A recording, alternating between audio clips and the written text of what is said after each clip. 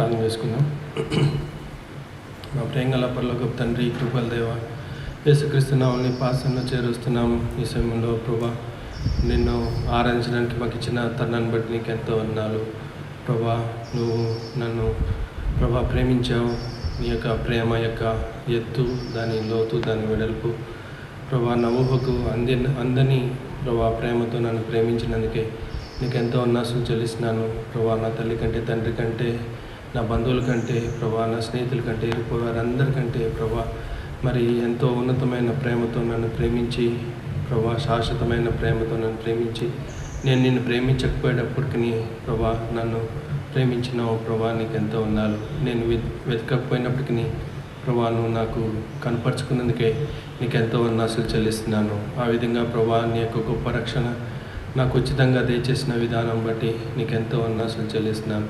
నీ ప్రేమను ప్రభా నేను సరైన రీతిలో గ్రహించక, నేను తిరిగి నిన్ను ప్రేమించక, నిన్ను ఎంతో మరి గాయపరిచి, నిన్ను దుఃఖపరిచిన వాడిగా నేను జీవించినాను ప్రభా.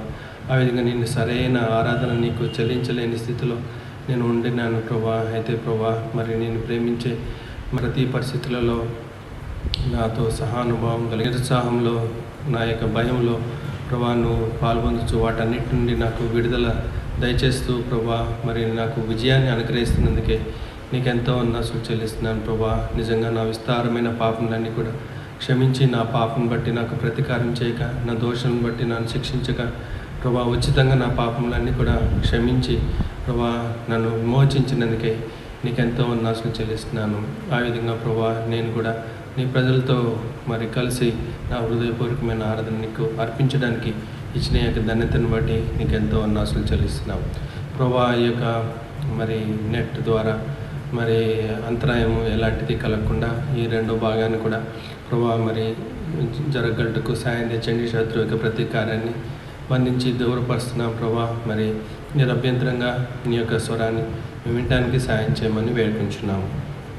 ఈ సమయం కూడా మాకు ఎంత దేవునికరంగా, ఆశకరంగా చేయమని నీ ప్రజలు వింటున్న ప్రతి మాట ప్రభా, ప్రతి వారికి ఆదరణకరంగా, ధైర్యకరంగా ప్రభా మీరే చేయమని వేడుకొంచు ప్రభా.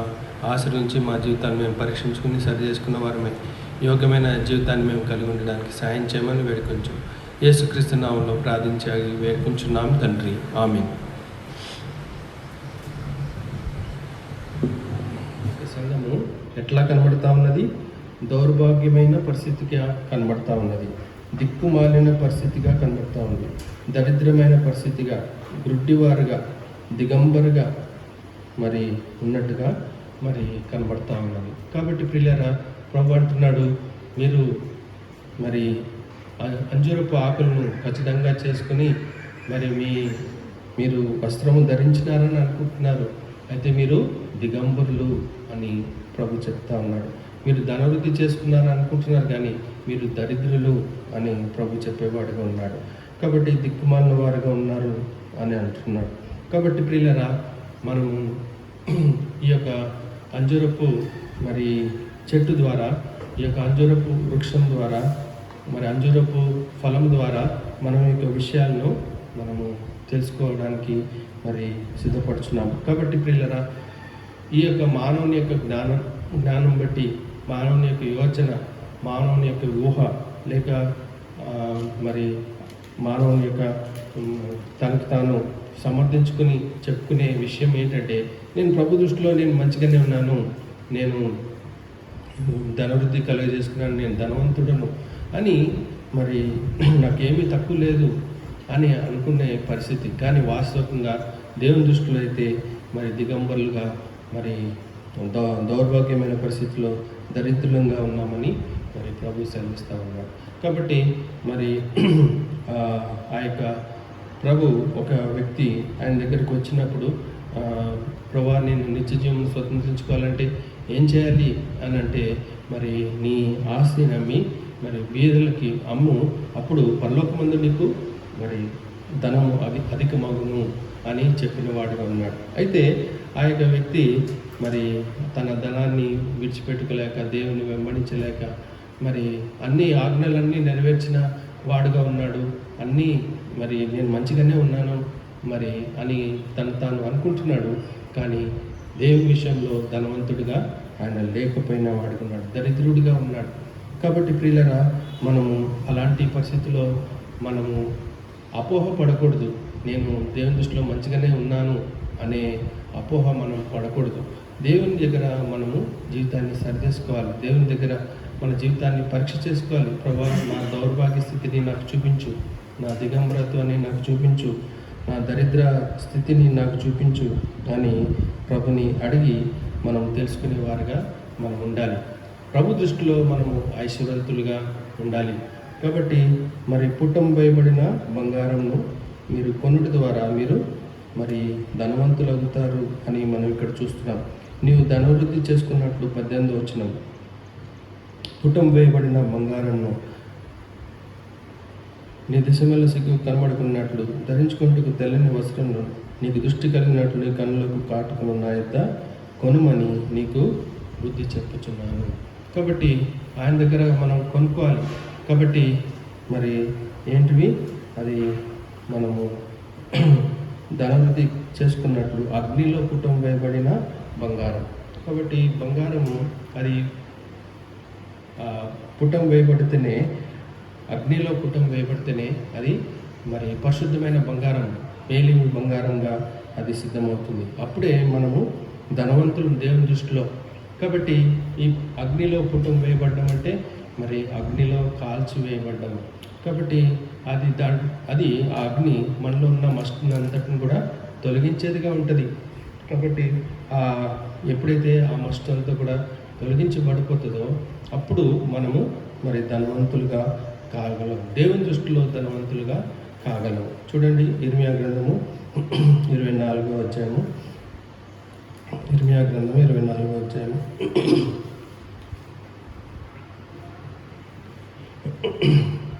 మొదటి నుంచి కొన్ని వచనాలు చదువుతున్నాను. ఇర్మియా గ్రంథం 24వ అధ్యాయం. బబులోను రాజు అయిన నెబుకద్నెజరు, యూదా రాజు అయిన యెహోయాకీము కుమారుడు యెకొన్యాను యూదా ప్రధానులను శిల్పకారులను కంసాలను యెరూషలేము నుండి చెరపట్టుకుని బబులోనుకు తీసుకుని పోయిన తర్వాత యెహోవా నాకు చూపగా, యెహోవా మందిరం ఎదుట ఉంచబడిన 2 గంపల అంజూరపు పండ్లను నాకు కనబడినవి. ఒక గంపలో ముందుగా పక్వమైన అంజూరపు పండ్ల వంటి మిక్కిలి మంచి అంజూరపు పండ్లు ఉండెను. 2వ గంపలో మిక్కిలి జబ్బైన అంజూరపు పండ్లు ఉండెను. అవి తిన శక్యం కానంతగా జబ్బువి. యెహోవా ఇర్మియా, నీకేమి కనబడుచున్నదని నన్ను అడగగా, నేను అంజూరపు పండ్లు కనబడుచున్నవి, మంచివి మిక్కిలి మంచివి గాను, జబ్బువి మిక్కిలి జబ్బువి గాను, తినశక్యం కానంత జబ్బువి గాను కనబడుచున్నవి అంటిని. అప్పుడు యెహోవాకు నాకు ప్రత్యక్షమై ఇలాగ సెలవిచ్చాను, ఇశ్రాయేలు దేవుడైన యెహోవా ఆజ్ఞ ఇచ్చినదేమనగా, వారికి మేలు కలగవలనని ఈ స్థలం నుండి నేను కల్దీల దేశంలో చెరగా పంపు యూదులను ఒకడు ఈ మంచి అంజురపు పండ్లను లక్ష్య పెట్టుచున్నాను. వారికి మేలు కలిగినట్లు నేను వారి మీద దృష్టి ఉంచుచు ఈ దేశంలోకి వారిని మరలా తీసుకుని వచ్చి పడగొట్టక వారిని కట్టెదను, పెళ్ళగింపక వారిని నాటెదను. వారు పూర్ణ హృదయంతో నా యొద్దకు తిరిగి రాగా, వారు నా జనులగినట్లు నేను వారి దేవుడు అగినట్లు నేను యెహోవానని నన్ను ఎరుగు హృదయము వారికి ఇచ్చేదను. కాబట్టి ఇక్కడ ఇర్మియాకు ఒక దృశ్యం కనబడతా ఉంది. మరి ఒక గంపలో మరి మంచి అంజూరపు పండ్లు ఉన్నాయి, ఇంకో దాంట్లో మరి చెడ్డ మరి మిక్కిలి జబ్బైన అంజూరపు పండ్లు కనబడతా ఉన్నాయి. కాబట్టి ఈ అంజూరపు చెట్టు లేక పండ్లు ఆకులు ద్వారా మనం తెలుసుకునే విషయము ఇక్కడ ఇర్మియాకు దేవుడు బయలుపరుస్తూ ఉన్నాడు. ఏంటంటే మంచివి జబ్బువి. మరి మంచివేమో చాలా మంచిగా ఉన్నాయి, జబ్బువేమో మరి దాన్ని తినశక్యం కానీ జబ్బువిగా ఉన్నాయి. కాబట్టి మరి ఎవరి యొక్క మంచి అంజూరపు పండ్లు మరి జబ్బు అయిన ఈ యొక్క అంజూర పండ్లు ఎవరు అని అంటే, యూదా వారిలో నుండి బబులోను దేశానికి మరి చెరగొన పోబడిన యూదా ప్రజలు, వారు మంచి మరి యొక్క అంజూరపు పండ్లుగా ఉంటా ఉన్నారు. ఈ ఇశ్రాయేల్ ప్రజలు ఎప్పుడైతే నెబుకద్నెజరు రాజు వచ్చినాడో, ఈ యొక్క యూదా వారిని కొనుక్కోవడానికి బబులోను దేశానికి కొనుక్కోవడానికి వచ్చినాడో ఇంతకుముందే ఇర్మియా ప్రవక్త చెప్పినాడు, మీరు ఆ బబులోను దేశానికి వెళ్ళడానికి ఏమాత్రము భయపడవద్దు, మరి దేవుడే ఆయనని పంపిస్తున్నాడు, మీరు ఆయనతో పాటు చెరలోకి మీరు వెళ్ళాలి, అక్కడ 70 సంవత్సరాలు మీరు ఉండాలి, మరి అక్కడ మీరు ఇల్లు కట్టుకోవాలి, వివాహం చేసుకోవాలి, మరి మీరు అంతరించుకోకుండా అక్కడ మీరు జీవించాలి. తర్వాత తిరిగి దేవుడు తన మంచి సమయంలో 70 సంవత్సరాల తర్వాత మిమ్మల్ని మళ్ళా తిరిగి తీసుకుని వస్తాడు. కాబట్టి దేవుడు అనుమతించే ఈ పరిస్థితిని మీరు స్వీకరించాలి అని అంటే, ఈ ఇశ్రాయేల్ ప్రజలు యూదా వారు ఏం చేస్తున్నారు? ఆ దేవుని మాట, ఇర్మియా చెప్పిన మాట, మరి ఇర్మియాను త్రోసిపుచ్చినారు. ఇర్మియాకు నువ్వు దేవుడు నీతో పలకలేదని మరి ఇర్మియాను ఎదిరించినారు. అంతేకాదు ఇర్మియా ఇట్లాగా చెడు వార్తను చెప్పి మా హృదయాలను మరి బలహీనం చేస్తున్నాడని రాజుకి ఫిర్యాదు చేస్తున్నారు. అంతేకాదు ఇర్మియాని చెరసాల్లో వేసేసేయండి అని చెప్తూ వచ్చినారు. దేవుని యొక్క మాటలు ఎంతో స్పష్టంగా ఇర్మియా ద్వారా ఈ యొక్క ఇశ్రాయేల్ ప్రజలకు, యూదా వారికి వచ్చినప్పుడు వారు దేవుని మాటను ఉన్నదన్నట్టుగా అంగీకరించి, దేవుడు మాకు ఇచ్చే పరిస్థితులను ఇది దేవుడే మాకు ఇస్తున్నాడు కనుక వాటిని మేము అనుభవిస్తాము. చెర అన్నది మంచిది కాదు, బాధకరమైన పరిస్థితి. మరి అక్కడ ఇల్లు కానీ ఇంట్లో ఉండాలి, తెలియని భాష దేశాల మధ్యలో ఉండాలి, వారు మమ్మల్ని ఎలాంటి బాధ పెడతారో ఆ బాధలను గుండా మనం వెళ్ళాలి. కాబట్టి అక్కడ మనం నిన్న చూసినాం, అక్కడ పాట పాడాలంటే పాట రాదు, ఎందుకంటే అలాంటి దుఃఖమైన పరిస్థితి. మరి దేవుడు వీరిని ఆ బంగారమును మేలి బంగారంగా చేయడానికి దాన్ని అగ్నిలో దాన్ని పుటం వేస్తూ ఉన్నాడు. కాబట్టి ఇశ్రాయేల్ ప్రజలు వారు పరిశుద్ధపరచబడాలంటే, వాళ్ళు ఉన్న మస్టంతా కూడా పోవాలంటే, వాళ్ళు ఉన్న అపవిత్రత అంతా కూడా పోవాలంటే, వాళ్ళు ఉన్న పాపం అంతా కూడా పోవాలంటే వాళ్ళు బబులోనికి కొనుక్కోబడాలి. అంతే. అక్కడ కఠినమైన రాజు కింద వారు మరి నలగాల్సిందే. కాబట్టి వీరి దేవుణ్ణి ఎరగని ఆ రాజ్యం దగ్గర ఆ ప్రజల మధ్యలో వారు మరి చెరగొనుకోబడి వారికి బానిసలుగా ఉండడము మరి దేవుడు అనుమతించిన యొక్క పరిస్థితి. కాబట్టి మరి అలాంటి పరిస్థితికి ఎవరైతే అప్పగించుకున్నారో, మరి ఇష్టపూర్వకంగా మరి బబులోను రాజు దగ్గరికి వెళ్ళిపోయినారో అలాంటి వారు మంచి అంజూరపు పండు అని దేవుడు చెప్తా ఉన్నాడు. కాబట్టి వారికి ఏం జరుగుతుంది? ఆ మంచి అంజూరపు పండు నేనేం చేస్తాను? వారికి 6వ వచనం, వారికి మేలు కలిగినట్లు నేను వారి మీద దృష్టి ఉంచుచు ఈ దేశంలోకి వారిని మరలా తీసుకుని వచ్చి పడగొట్టక వారిని కట్టేదను, పెళ్ళగింపక వారిని నాటెదను.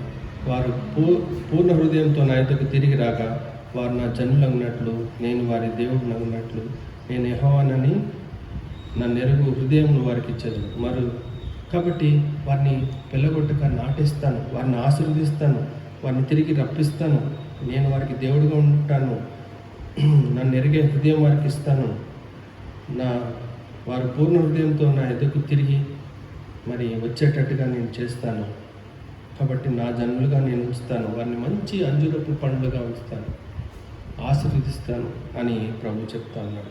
అయితే ఎవరైతే మరి ఆ బబులోను రాజు నుండి తప్పించుకుని మేము అక్కడికి వెళ్ళాము, ఐగుప్తు దేశానికి వెళ్ళిపోతాము, మేము దాక్కుంటాము, మేము ఎందుకు అక్కడికి వేరే దేశానికి ఎందుకు వెళ్ళాలి అని దేవుని యొక్క దిద్దుబాటును తృణీకరించిన వారే ఈ యొక్క చెడ్డ లేక జబ్బు మరి అంజూర పండ్లని మనం చూస్తూ ఉన్నాం.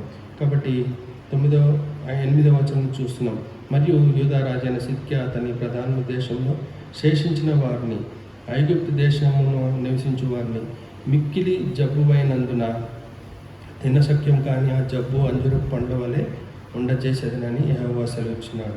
మరియు వారు ఇటు అటు చెదరగొట్టబడుటకై భూరాజ్యంలన్నింటిలోనూ నేను వారిని తోలువేయు స్థలంలన్నింటిలోనూ వారిని భీతికరంగాను నిందాస్పదంగాను సామెతగాను అపహాస్యంగాను శాపనాస్పదంగాను ఉండజేసేదని. నేను వారికి వారి పితరులకు ఇచ్చిన దేశంలో ఉండకుండా వారు పాడైపో వరకు నేను ఖడ్గమును క్షామమును తెగులను వారిలోకి పంపించాను.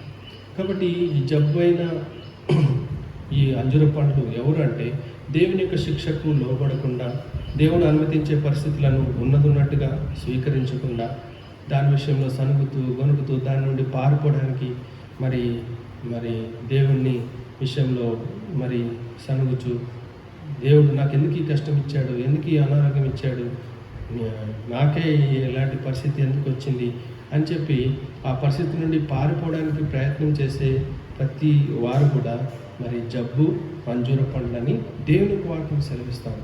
కాబట్టి ప్రభు మనల్కి ఏదైనా అనారోగ్యం అనుమతించాడా, మన జీవితంలో ఏదైనా ఇబ్బందికరమైన ఆర్థిక పరిస్థితి మన జీవితంలోకి రప్పించాడా, లేకపోతే మన ఇంట్లో ఉన్న ఒక భర్త ద్వారానో, భార్య ద్వారానో, పిల్లల ద్వారానో, లేకపోతే తల్లిదండ్రుల ద్వారానో, లేకపోతే ఇరుపొరుగు వారి ద్వారానో, లేకపోతే మనం పనిచేస్తున్న స్థలంలో మనకి ఏదైనా సమస్య వస్తుందా? ఇది మరి అకస్మాత్తుగా రాలేదు. ఇది దేవుడు మరి తన జ్ఞానాన్ని బట్టి ఈ అగ్ని చేత మనల్ని పుట్టుం వేయడానికి, పరిశుద్ధపరచడానికి, మేలిమి బంగారంగా చేయడానికి మరి మనకి ఈ పరిస్థితులు అనుమతించాడు. కారణం ఏంటంటే మనం లౌదోకియా సంఘం వల్లే ఎట్లా ఉన్నాము, మరి నిలువెచ్చని స్థితిలో ఉన్నాము. నేను బాగానే ఉన్నాను, నేను ధనవంతుడను, ధనవృద్ధి చేసుకున్నాను, మరి నాకు ఏ లోపం లేదని మనం అనుకుంటున్నాం. కానీ దేవుని దృష్టిలో మనం చూడబడినప్పుడు మనం దౌర్భాగ్యము, దిగంబరను, మరి దిక్కుమాలిన వారిగా ఉన్నాం. కాబట్టి మనల్ని సరిచేయడానికి దేవుడు ఈ పరిస్థితులను మరి అనుమతిస్తున్నాడు. అనుమతించినప్పుడు దాన్ని మనం స్వీకరించాలి, దాన్ని మనం అంగీకరించాలి, దాని ద్వారా మనం వెళ్ళాలి. అప్పుడే ప్రభు మనల్ని మేలి బంగారంగా చేస్తాడు, ప్రభు దృష్టిలో ఐశ్వర్యవంతులుగా చేస్తాడు. అప్పుడు మరి ప్రభు కొరకు మంచి అంజూరపు పండ్ల వల్లే మనము ఉండేవారుగా ఉంటాం. కాబట్టి పట్టణ 3వ అధ్యాయంలో మనము కింద ఇంకా చూసినట్లయితే 18వ వచనంలో, నీవు ధనవృద్ధి చేసుకున్నట్లు అగ్నిలో పుట్టం వేయబడిన బంగారము, నీ దేశంలో సిగ్గు కనబడుకున్నట్లు ధరించుకుంటకు తెల్లని వస్త్రములను, నీకు దృష్టి కలిగినట్టు నీ కన్నులకు కాటుకును నా ఎద్దు కొనమని నీకు బుద్ధి చెప్పుచున్నాను. ధరించుకుంటకు తెల్లని వస్త్రం. కాబట్టి ఈ తెల్లని వస్త్రం, నేను బాగానే ఉన్నాను అని అనుకుంటున్నాం, కానీ మనం ధరించుకున్నది ఏంటంటే అంజూరపు ఆకులను ధరించుకున్నాం. కానీ ప్రభు ఇచ్చేది మనకు తెల్లని వస్త్రం ఇస్తున్నాడు. కాబట్టి మరి అది పరిశుద్ధతకు సాదృశ్యంగా ఉన్నది. కాబట్టి ప్రభు మనకు అనుదినము అనుమతించే పరిస్థితులను దాన్ని బట్టి ప్రభుని స్తుతించేవారుగా ఉండాలి. దావీదు ఆ విధంగా చేసినాడు. దావీదులో కూడా చాలా మస్ట్ ఉన్నది. మరి ఆయన దేవునికి విరోధంగా మరి పాపం చేసిన పరిస్థితులు మరి ఉంటా ఉన్నాయి.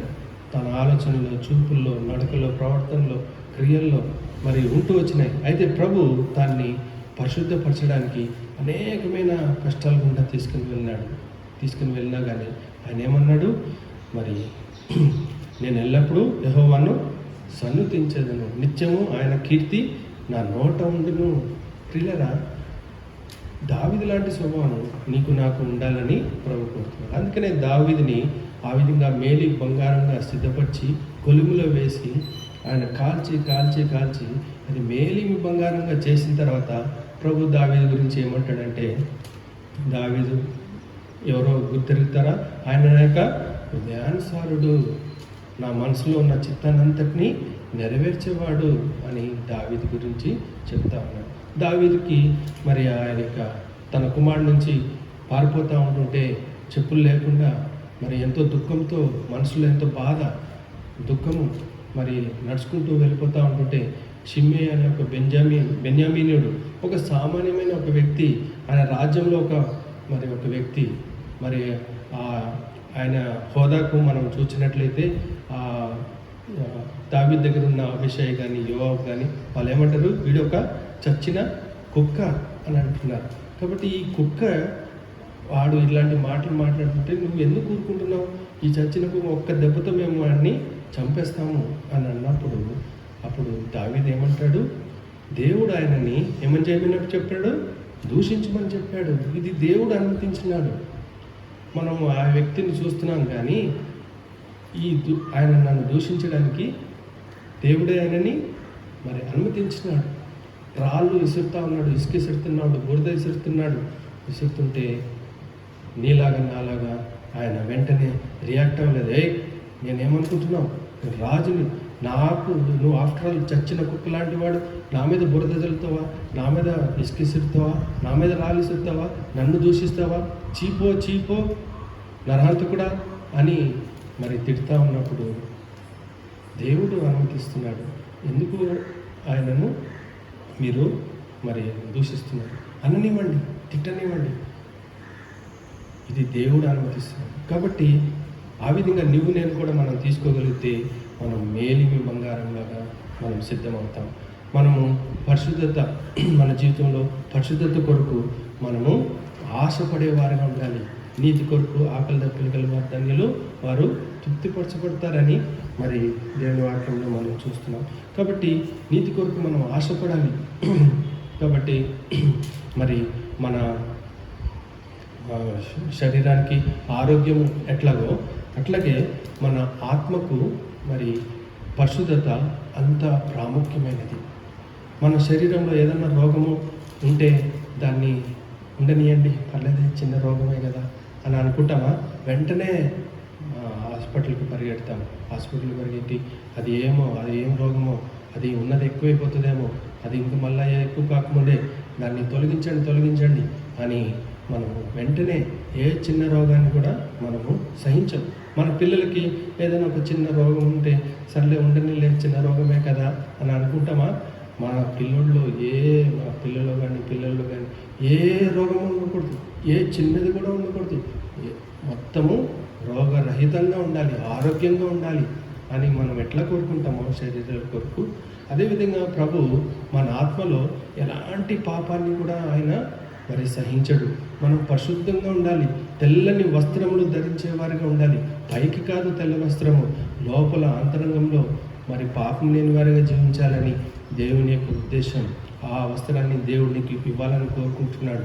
కాబట్టి ఆయన అనుమతించే పరిస్థితుల్ని మనము స్వీకరించాలి, ఉన్నట్టుగా స్వీకరించాలి, అన్నిట్లో ఆయనను స్తుతించాలి. ప్రభా, ఈ పరిస్థితులు ఇచ్చావు, వీటిలో నేను జీవించడానికి నాకు సహాయం చేయి, నీ కొరకు నేను మరి పరిశుద్ధపరచబడడానికి ఈ పరిస్థితులు నాకు ఇచ్చావు ప్రభా, నీకు వందనాలని చెప్పేవారుగా మనం ఉండాలని ప్రభువు కోరుతా ఉన్నాడు. కాబట్టి ఈ అంజూరపు చెట్టు, ఈ యొక్క అంజూరపు పండ్లు మరి ఆహారానికి, తర్వాత మరి మందుగా కూడా అవి పనిచేస్తూ ఉన్నాయి. చూడండి, ఇర్మియా మొదటి రాజుల గ్రంథము 20వ అధ్యాయము,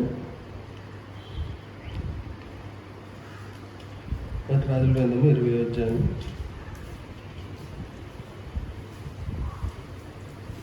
క్షమించండి 2వ రాజుల గ్రంథం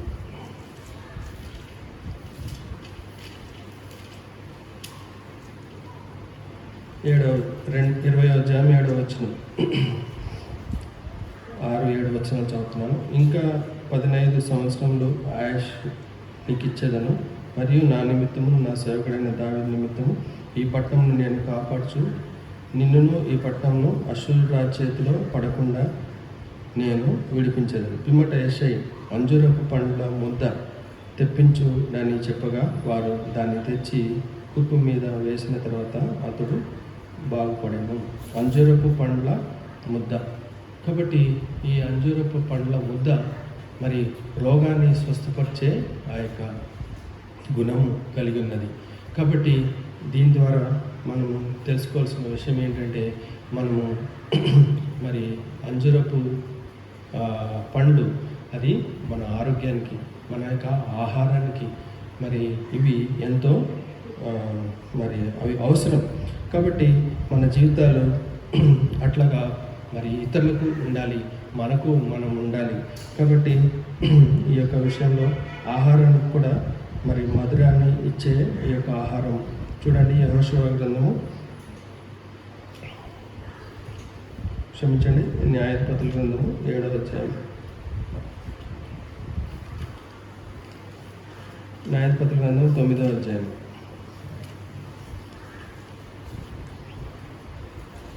10-11 వచనాలు.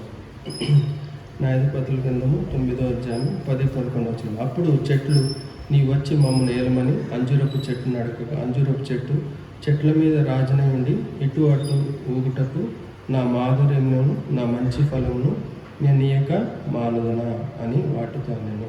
కాబట్టి ఈ అంజూరపు చెట్టు ఏం చేస్తుంది? అది మాధుర్యం ఇస్తుంది, మంచి ఫలములను ఇస్తుంది. కాబట్టి ఈ యొక్క అంజూరపు చెట్టు మరి మాధుర్యానికి సాదృశ్యంగా ఉన్నది. మంచి ఫలములు ఆహారానికి భుజించడానికి, శరీరానికి ఆరోగ్యానికి మరి అది ఉండేదిగా ఉంటున్నది. కాబట్టి మనము మన జీవితాలు మరి మంచి ఆహారానికి, తర్వాత మంచి ఆరోగ్యాన్ని ఇచ్చేదిగా ఉండాలంటే మనము అలాంటి అంజూరపు చెట్టుగా మనం ఉండాలి. ఇక్కడ రాజుగా ఉండడానికి మరి పిలిచినప్పటికీ ఆ రాజుగా ఉండడానికి వారు ఈ అంజూరపు చెట్టు ఒప్పుకోలేదు.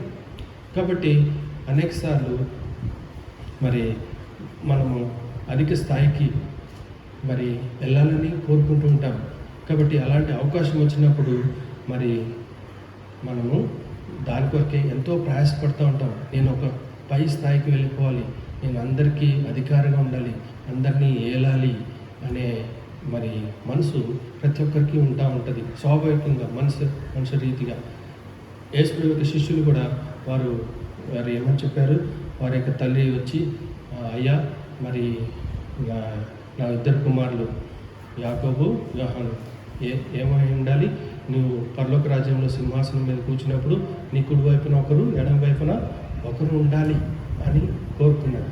కాబట్టి కోరిక మంచిదే, కానీ మరి ప్రభు అంటున్నాడు, మరి ఆ శిష్యులకి వెంటనే ఒక భేదాభిప్రాయం వచ్చేసింది. అంటే వీరేమో గొప్పవాళ్ళు, మేమేమో అల్పులం అన్నమాట. అందుకని వెంటనే ప్రభు ఏమన్నాడు?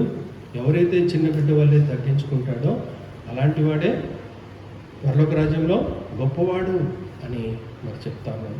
కాబట్టి మరి ఇర్మియా గ్రంథంలో మన బారూకు విషయంలో కూడా మనం చూస్తాం. నువ్వు హెచ్చైన వాటి గురించి నువ్వు ప్రయాసపడద్దు, కాబట్టి మరి నీ ప్రాణంను నేను నీకు మరి బహుమానంగా ఇస్తున్నాను, దాంతో నువ్వు మరి తృప్తి చెంది ఉండు అని ప్రభు చెప్తా ఉన్నాడు. కాబట్టి మనం హెచ్చైన వాటి కొరకు మనం ప్రయాసపడాల్సిన అవసరం లేదు. మనం ప్రభు హస్తం కింద, ఆయన బలిష్టమైన హస్తం కింద ఎప్పుడైతే దీనులమై తగ్గించుకుంటామో ఆయనే మనల్ని హెచ్చించేవాడిగా ఉన్నాడు. కాబట్టి ఇక్కడ అవకాశం వచ్చింది అంజూరపు చెట్టుకు. ఏమని? మా చెట్లన్నిటి మీద నువ్వు ఏమై ఉండాలా? రాజుగా ఉండాలా అని అంటే ఈ యొక్క అంజూరపు చెట్టు ఏమని చెప్తుందంటే, దేవుడు నన్ను ఈ అంజూరపు చెట్టుగా ఎందుకు పుట్టించాడు? నా యొక్క మాధుర్యాన్ని ఇవ్వడానికి, ఆహారం ఇవ్వడానికి, ఇతరులకు మందుగా ఉండడానికి, ఆరోగ్యాన్ని సమకూర్చడానికి మరి నన్ను ఉంచాడు. కాబట్టి నేను ఆ స్థితిలోనే ఉంటాను అని ఈ యొక్క అంజూరపు చెట్టు చెప్తా ఉన్నది.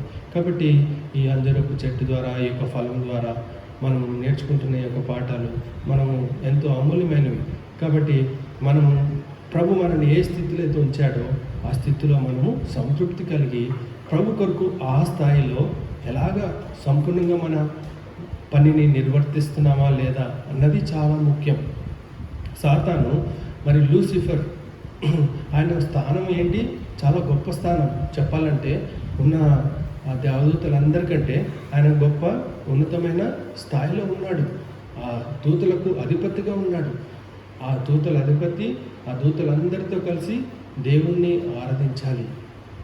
అయితే తనకున్న స్థాయికి ఆయన దాంతో సంతృప్తి పడకుండా ఉన్న దాంట్లో తృప్తి చెందకుండా నేను ఏమవ్వాలి? నేను ఇంకా మహోన్నతుడిగా అయిపోవాలి. ఉదయకాలం సమయంలో మనం చదువుకున్నాం, దేవుని యొక్క రాజ్య సింహాసనం మీద నేను కూర్చోవాలి, మీరందరూ నన్ను ఆరాధించాలి అని తన హృదయంలో గర్వించినాడు.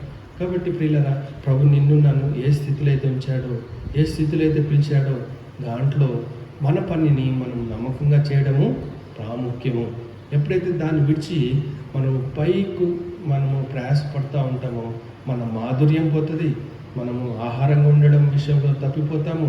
తిరిగి మరి ఒక వైద్యంగా కూడా లేక ఆరోగ్యాన్ని ఇచ్చే ఆ యొక్క అంజూరపు పండ్లుగా కూడా మనం ఉండకుండా మనము మన జీవితాన్ని నష్టపరుచుకునే వారు ఉంటాం. ఈ యొక్క సాతాను తన యొక్క పరిస్థితిని బట్టి తృప్తి చెందక హెచ్చువాటిని కోరుకున్నాడు. అక్కడి నుంచి కింద పడవేయబడ్డాడు, నాశనానికి పోవలసిన పరిస్థితి వచ్చినది.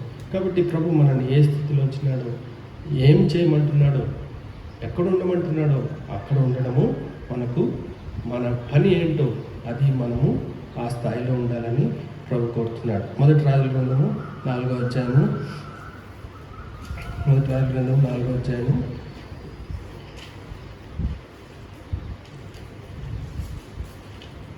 మొదటి రాజుల గ్రంథము 4వ అధ్యాయము 25వ వచనం. మొదటి రాజుల 4వ అధ్యాయం 25వ వచనం. 24 నుంచి చదువుతున్నాను. యూఫ్రటీస్ నది యువతల తిప్సాకు మొదలుకొని గాజా వరకును నది యువతల ఉన్న రాజులందరి మీదను అతనికి అధికారం ఉండేది. అతని కాలంన నలుదిక్కుల నెమ్మది కలిగి ఉండేది. సొలొమోను దినములన్నిటను ఇశ్రాయేలు వారేమి యూదా వారేమి దాని మొదలుకొని బెర్షెబా వరకును తమ తమ ద్రాక్ష చెట్ల క్రిందను అంజూరపు చెట్ల క్రిందను నిర్భయంగా నివసించుచుండేది.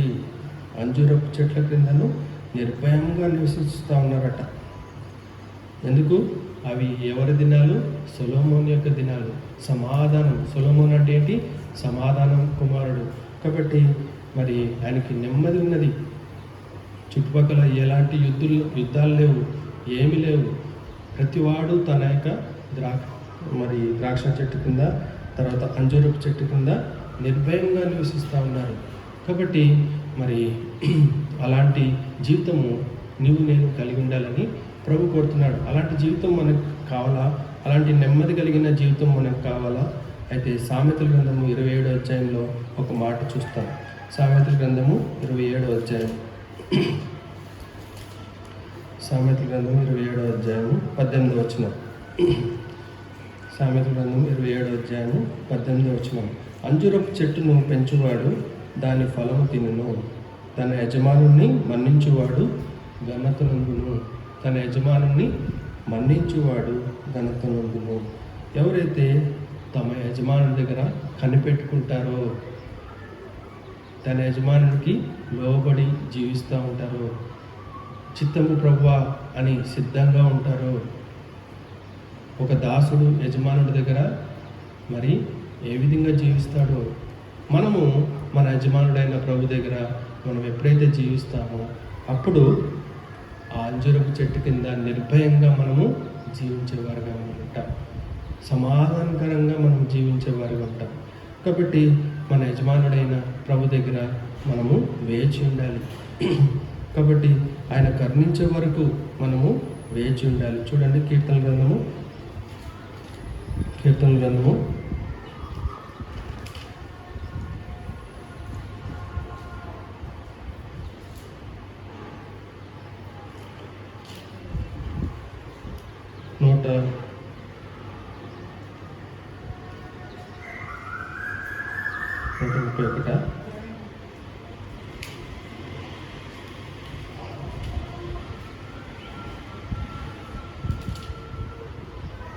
దాసి కన్నులు తన యజమానుడు చేతట్టు చూచినట్లు 123 అధ్యాయము మొదటి నుంచి అవుతుంది. ఆకాశమందు ఆశీనుడైన వాడ, నీ తట్టు నా కన్నులు ఎత్తుచున్నాను. దాసుల కన్నులు తమ యజమాని చేతి తట్టును, దాసి కన్నులు తన యజమానురాలు చేతి తట్టును చూచినట్లు మన దేవుడైన యెహోవా మనలను కరుణించు వరకు మన కన్నులు ఆయన తట్టు చూచుచున్నవి. కాబట్టి ఆయన కరుణించే వరకు మనము చూసేవారుగా మనం ఉండాలి. కాబట్టి ఇశ్రాయేలు ప్రజలకు దేవుడు మరి లేక వాగ్దానం ఇచ్చినాడు. ఏమని? మీరు అంజూరపు చెట్లు, దానిమ్మ చెట్లు, తర్వాత పాలు తేనెలు ప్రవహించే దేశాన్ని నేను మీకు ఇస్తాను అని వారికి ఆజ్ఞాపించినాడు, వారికి వాగ్దానం చేసినాడు.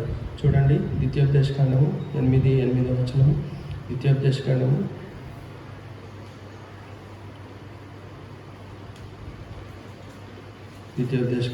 8వ అధ్యాయం, లేకపోతే 23వ అధ్యాయం, సంఖ్యాకాండం 23వ అధ్యాయం, ద్వితీయోపదేశకాండం 8వ అధ్యాయం 8వ వచనం, 7-8 వచనం. నీ దేవుడైన యెహోవా నిన్ను మంచి దేశంలో ప్రవేశపెట్టును, అది నీటి వాగులను లోయలలో నుండి కొండల్లో నుండి పారు ఊట్లను అగాధ జలం గల దేశం. ఆ గోధుమలు ఎవలు, ద్రాక్ష చెట్లు, అంజూరపు చెట్లు, దానిమ్మ పండ్లు గల దేశం, ఒలివ నూనెయు తేనెయు గల దేశము. కాబట్టి మరి ఇంత ఫలవంతమైన దేశంలోనికి దేవుడు వారిని ప్రవేశపెడతానని వారికి చెప్పినాడు. అయితే ఇశ్రాయేలు ప్రజలు ఆ యజమానుడి చేతి కింద వారు వేచి ఉండలేదు. చూడండి, సంఖ్యాకాండము 20 అధ్యాయము 5వ వచనంలో వారు ఏమంటున్నారు చూడండి. 3, 4, 5 వచనాలు. సంఖ్యాకాండము 20 అధ్యాయం 3, 4, 5 వచనాలు. జనులు మోషేతో వాదించుచు, అయ్యో, మా సహోదరులు యెహోవా ఎదుట చనిపోయినప్పుడు మేమును చనిపోయినలా ఎంతో మేలు.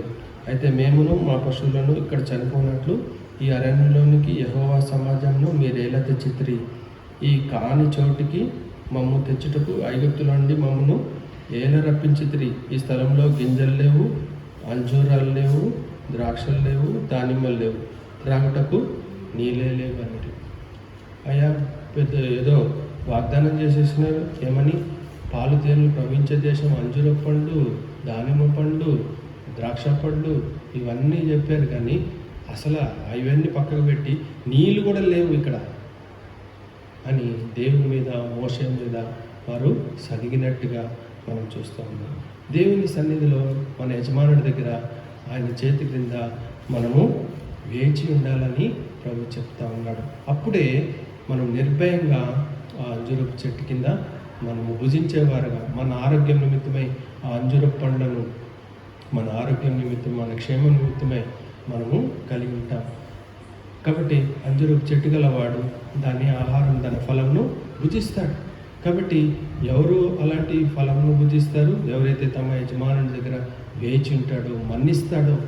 కాబట్టి యజమానుడు చెప్పిన దానికి లోబడుతూ ఉంటాడో, యజమానుడికి సేవ చేస్తూ ఉంటాడో, అలాంటి వారు నిర్భయంగా మరి జీవిస్తారు. మన యజమానుడు ఎవరు? పరమ సొలొమోను. సొలొమోను కంటే గొప్పవాడు, సొలొమోను కంటే శ్రేష్ఠుడు. ఎందుకంటే సొలొమోను ఆయన దేశం అంతట్లో, ఆయన పరిపాలన అంతట్లో కూడా ఎలాంటి యుద్ధాలు లేవు. అందుకనే దేవుడు ఆయనకు మందిరాన్ని కట్టడానికి అవకాశం ఇచ్చినాడు. కాబట్టి ఎలాంటి మన పరమ సొలొమోను మనకు సమాధానం దయచేసేవాడు. ఆ సమాధానం దయచేసే ఆ యజమాని దగ్గర మనము తగ్గించుకొని ఆయనకి యజమానుడుగా, ఆయనకు దాసులంగా మనం ఉంటూ, ఆయన వైపు చూస్తూ ఆయన కరుణించే వరకు మనం ఆయన దగ్గర కనిపెట్టుకున్నట్లయితే ఆ అంజూరపు పండ్లను మనం నిర్భయంగా భుజించినట్లు మన ఆరోగ్యం నిమిత్తమై ఆ అంజూరపు పండ్లు మనకు మరి ఆరోగ్యాన్ని తెచ్చేవిగా ఉంటాయని దేవుని వాక్యంలో మనం చూస్తూ ఉన్నాం. మత్తయి సువార్త 7వ అధ్యాయంలో ఒక విషయాన్ని చూస్తున్నాము. చూడండి, మత్తయి సువార్త 7వ అధ్యాయం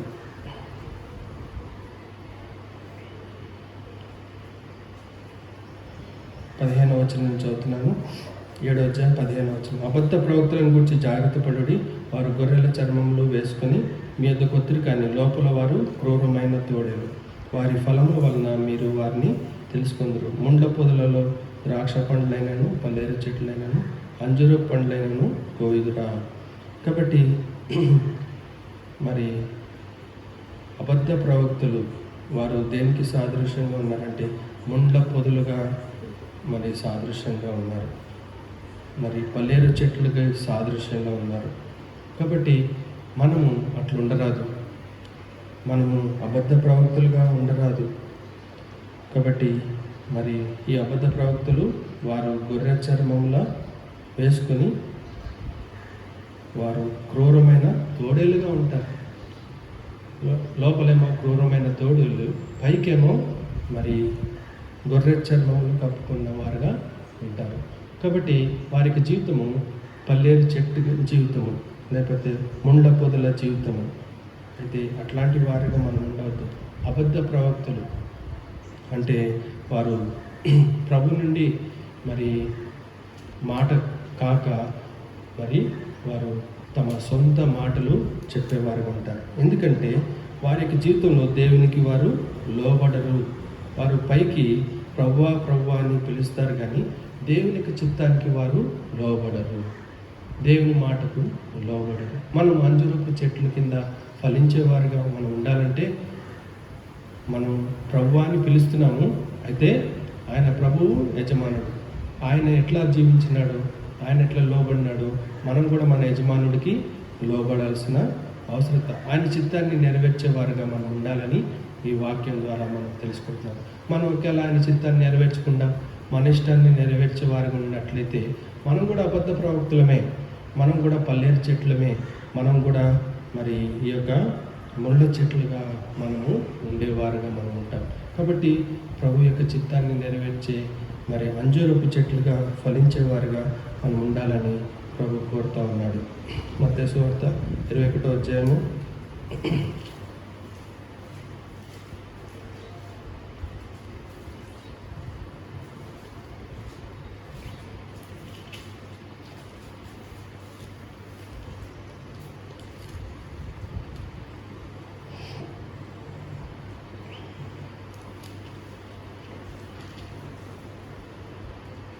21వ అధ్యాయం 18వ వచనం నుంచి చదువుతున్నాను. మత్తయి సువార్త 21వ అధ్యాయం 18వ వచనం. ఉదయమందు పట్టణమునకు మరలా వెలుచుండగా ఆయన ఆకలి కొనెను. అప్పుడు త్రోవ ప్రక్కనున్న ఒక అంజూరపు చెట్టును చూచి దాని యొద్దకు రాగా దాని యందు ఆకులు తప్ప మరి ఏమీ కనబడలేదు. కనుక దాన్ని చూచి ఇక మీదట ఎన్నిటికీ నువ్వు కాపకాయ పొందువు కాక అని చెప్పాను. తక్షణమే ఆ అంజూరపు చెట్టు ఎండిపోయాను. కాబట్టి ఫలించలేని మరి అంజూరపు చెట్టు. లూకాసు వార్త 13వ అధ్యాయంలో కూడా మనం ఈ యొక్క విషయాన్ని చూస్తాము. అక్కడ మరి తోటమాలి యజమానుడు అంటున్నాడు, ఈ ఫలము తేవట్లేదు, గత సంవత్సరాల్లో ఏమీ కూడా ఫలము తీసుకురాలేదు కనుక దీన్ని కొట్టివేసి మరి ఈ స్థలం ఎందుకు వ్యర్థం చేయాలి, కాబట్టి దీన్ని కొట్టివేయండి అని మరి చెప్పినప్పుడు ఆ తోటమాలి ఏమని చెప్తున్నాడు? 13వ అధ్యాయము 6వ వచనం చదువుతున్నాను. మరియు ఆయన వారితో ఈ ఉపమానం చెప్పాను. ఒక మనుషునికి ద్రాక్ష తోటలో అంజూరపు చెట్టు ఒకటి నాటబడి ఉండేది. అతడు దాని పండ్లు వెతికొచ్చినప్పుడు ఏమీ దొరకలేదు. కనుక అతడు, ఇదిగో 3 ఏండ్ల నుండి నేను ఈ అంజూరపు చెట్టున పండ్లు వచ్చుచున్నాను కానీ ఏమీ దొరకలేదు, దీన్ని నరికివేయము, దీని వలన ఈ భూమి ఎలా వ్యర్థమైపోవాలని ద్రాక్ష తోటమాలితో చెప్పాను. అయితే వాడు, అయ్యా, నేను దాని చుట్టూ త్రవ్వి ఎరువు వేయమట్టుకు ఈ సంవత్సరం కూడా ఉండనివ్వు, అది ఫలించినా సరే లేనేలా నరికించి వేయమని అతనితో చెప్పాను. కాబట్టి మరి ఇది ఎందుకు ఫలించలేకపోతా ఉంది అంటే మరి 5వ వచనంలో మనం చూస్తాం, మీరు మారుమనసు పొందని ఎడల మీరందరూ అలాగే నశింతురు. మారుమనసు అన్నది ఏదో ఆరంభంలో ఒకసారి మారుమనసు పొంది మరి ఇంకా అయిపోయింది, నేను రక్షణ పొందేసినాను అని కాదు ప్రియులారా. అనుదినము ఈ పరిశుద్ధమైన జీవితాన్ని మరి కాపాడుకోవాలంటే దినదినము మనము పాపం విషయంలో మరి మారు మనసు పొందుతూనే ఉండాలి. మరి మన మనసును మార్చుకుంటూనే ఉండాలి. ఈరోజు నేను మంచిగున్నానని రేపటినాన ఇది మరి సరిపోతుందని ఎంత మాత్రం కాదు. రేపటి జీవితము రేపే, ఈరోజు జీవితం ఈరోజే, ఈరోజు పరిశుద్ధత ఈరోజుకి, రేపటి పరిశుద్ధత రేపటికి. కాబట్టి మనం జీవితకాలం అంతా కూడా మన జీవితాన్ని పరిశుద్ధంగా కాపాడుకోవాలి. క్షణక్షణము మారు మనసు పొందుతూ ఉండాలి. మన మనసును మార్చుకోవాలి. లోకంలో నుండి దేవుని వైపుకు మార్చుకోవాలి, పరిస్థితుల నుండి దేవుని వైపుకు మార్చుకోవాలి. మన మనసును మార్చుకుంటూనే ఉండాలి. కాబట్టి మనం ఎప్పుడు పూర్తిగా రక్షణ పొందుతామో, ఎప్పుడైతే ప్రభు మనల్ని ఆయన రాజ్యానికి తీసుకుని పోతాడో అప్పుడే మనం సంపూర్ణమైన రక్షణ పొందిన వారు. దినదినము అనుక్షణము మన మనసును మార్చుకుంటూ ఉండాలి, మనం రూపాంతరం పొందుతూ ఉండాలి అని అపొస్తలుడైన పౌలు చెప్తూ ఉంటాడు. కాబట్టి ప్రియులారా, అలాంటప్పుడే మనము ఫలించేవారుగా మనం ఉంటాం. కాబట్టి అలాంటి ఫలించే జీవితము మనం ఉండాలని ప్రభు కోరుతూ ఉన్నాడు. కాబట్టి ప్రభు మన కొరకే వేచి ఉంటున్నాడు, ఓపిక పడుతున్నాడు, సమయం అనుగ్రహిస్తున్నాడు. ఇంకా నేను మరి ఫలం ఫలిస్తుందేమో అని ఆయన వేచి ఉంటున్నాడు. కాబట్టి ఆయనను సంతోషపెట్టే జీవితము కలిగి ఉండాలంటే మనం ఫలించేవారుగా ఉండాలి. ఎప్పుడు ఫలిస్తామంటే మనము క్షణక్షణము మన మనసును మార్చుకుని ఆయనకిష్టమైన విధానంలో మన మనసును మార్చుకుంటామో అప్పుడే మనము ఫలించేవారుగా మనం ఉంటాం. కాబట్టి ప్రియులారా, చివరిగా మత్తయి సువార్త 24వ అధ్యాయం మనం ఇందాక చదువుకున్న మాట. మత్తయి సువార్త 24వ అధ్యాయం అంజూరపు చెట్టు మరి ఒక సూచన ఇచ్చేదిగా ఉన్నది. 32వ వచనం, అంజూరపు చెట్టును చూచి ఈ ఉపమానం నేర్చుకునేది. అంజూరపు కొమ్మ లేతది, చిగురించినప్పుడు వసంతకాలం ఇంకా సమీపంగా ఉన్నదని మీకు తెలియదు. కాబట్టి ఈ అంజూరపు చెట్టు ఎప్పుడైతే లేతగా ఉండి చిగురిస్తుందో వసంతకాలం సమీపం ఉందని ప్రజలందరికీ తెలియపరుస్తుంది. అదేవిధంగా మనం కూడా మన జీవితం ద్వారా దేవుని యొక్క రాకడ సమీపంగా ఉన్నది, నా జీవితంలో నేను మార్చుకుంటున్నాను, నా జీవితంలో నేను సిద్ధపడుతున్నాను, ఆయన రాక కొడుకే నేను ఆయత్తపడుతున్నాను అని మనం పరిశుద్ధపరచుకున్నది ద్వారా ఇతరులకు ఏమని హెచ్చరిక చేస్తున్నాము?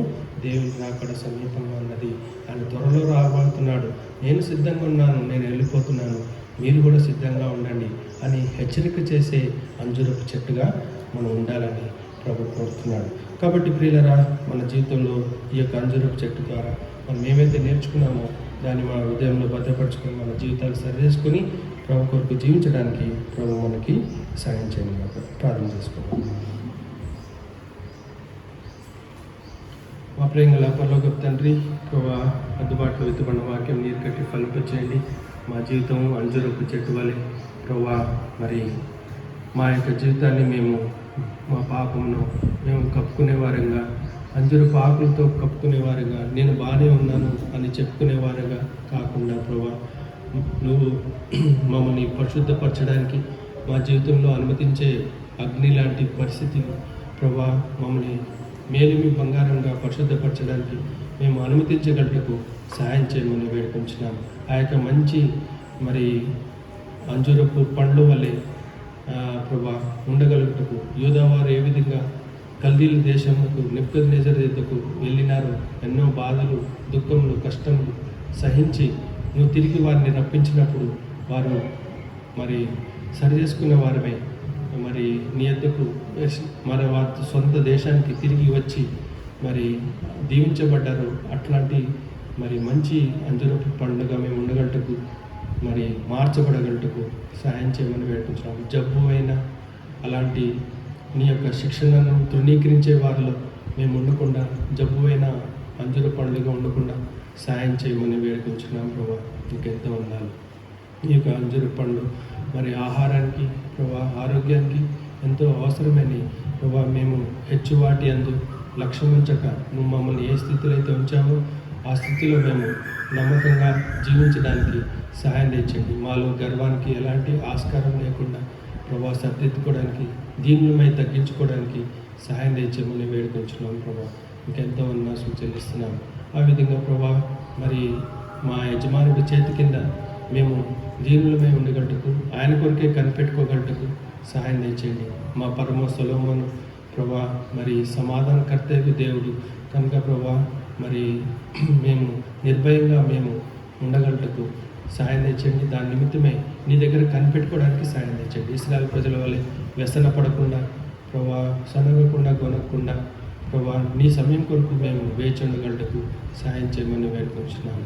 ప్రభా, మేము అబద్ధ ప్రవక్తుల వల్లే కాకుండా ప్రభా నీ వ్యర్థంగా పిలిచేవారుగా కాకుండా నువ్వు మా ప్రభుగా గుర్తించి నీ చిత్తానికి మేము లోబట్టకు సహాయం చేయమని వేడుకొంటున్నాం. ప్రభానికి ఎంతో ఫలించేవారుగా మేము ఉండగలటకు సహాయం చేయమని వేడుకొంటున్నాం. పల్లెరు చెట్లుగా, ముళ్ళ చెట్లుగా మేము ఉండకుండా సహాయం చేయమని వేడుకొంటున్నాం. ప్రభా, నీ రాకను ఇతరులకు చూపించేవారుగా మేము ఉండగలటకు సహాయం చేయమని వేడుకొంటున్నాం. విత్తమైన వాక్యము మా హృదయాలు నీరు కట్టి ఫలింపచేయండి. నీ రాకడ కొరకు మేము సిద్ధపరచుకున్నట్టు ద్వారా ఇతరులను సిద్ధపరచుటకు సహాయం చేయమని వేడుకొంటున్నాం.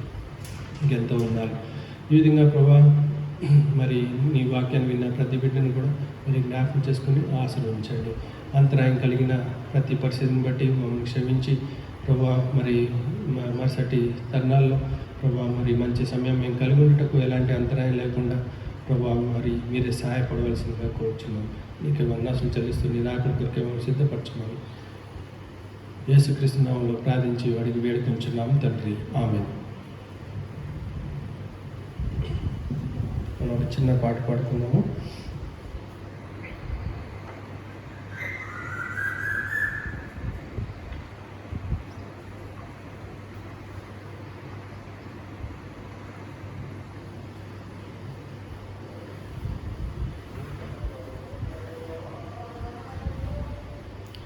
నూట 61 పాట తెలుగులో పాటలు యవనస్తుల పాటలు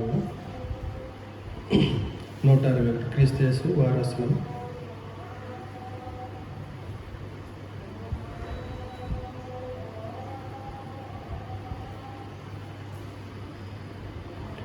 మొదటి వచనం, మూడవ వచనము,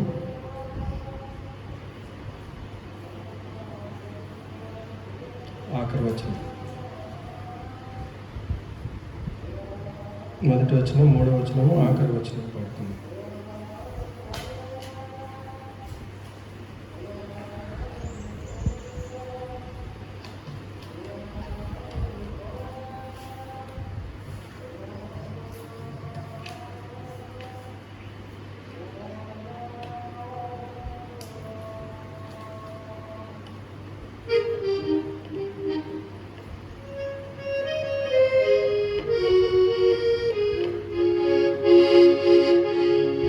యేసు వారసులం,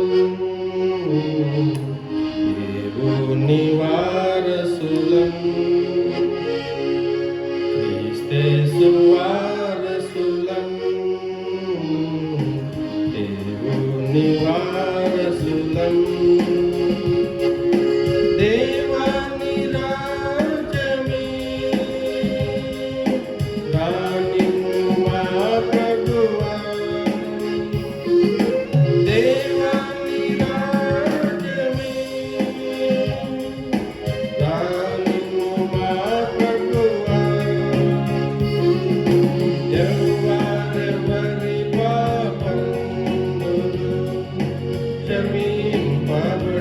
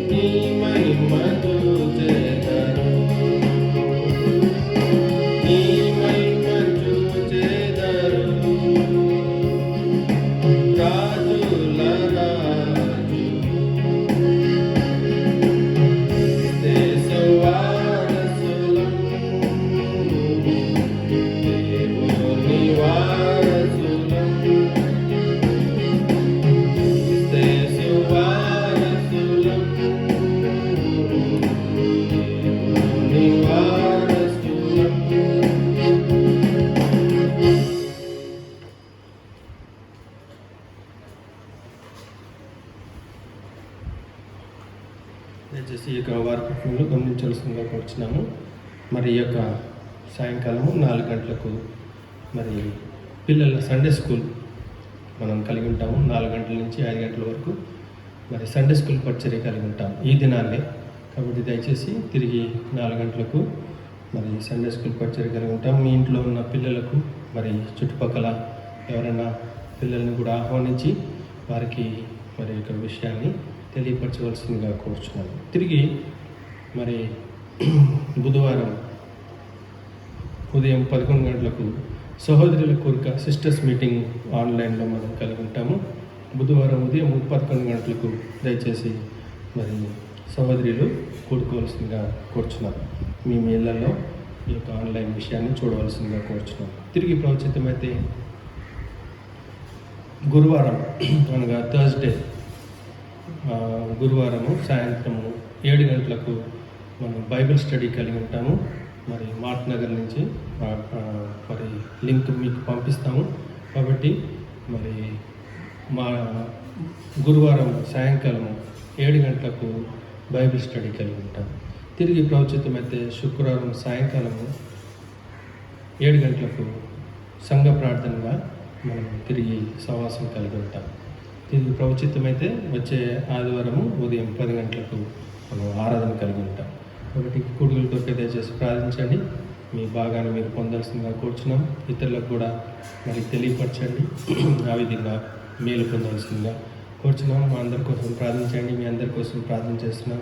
కాబట్టి దేవుడు మనకి స్వేచ్ఛను అనుగ్రహించిన తర్వాత తిరిగి సమాజంగా కూడడానికి ప్రభు మరి సాయం చేసినప్పుడు మరి మనం అందరం కూడా కలుసుకుని ప్రభు యందు ఆనందిస్తాం.